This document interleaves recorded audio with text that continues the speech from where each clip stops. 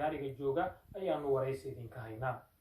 Dadka Mareykanka oo intooda badan guryahooda jooga haddaba waa sidii xaaladda Soomaalida Minnesota. Soomaaliyana cisbitaalka Martini ee Muqdisho oo dowladda Soomaaliya ay ku diyaarisay sariiro iyo agabkii loogu talagalay in lagula tacaalo coronavirus ayaanu idin haynaa. qodobadaas ayaad ku daawan doontaan barnaamijkeena qubanaha VOA ee toddobaadkan.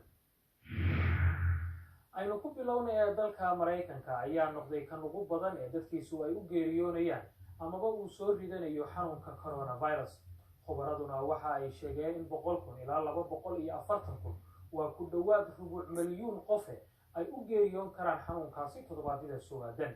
madaxweynaha Mareykanka oo arrintaasi ka hadlayayna waxa uu sheegay in toddobaadyada soo socda ay noqon doonaan kuwa aad u xanuun badan.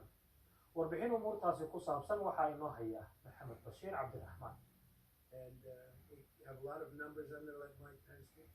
madaxweynaha Mareykanka Donald Trump iyo la taliyaashiisa sarsare ee dhanka caafimaadka ayaa ku booriyay dadka Mareykanka ah inay raacaan tillaabooyinka adag ee lagu soo rogay hadalkan oo yimid iyadoo la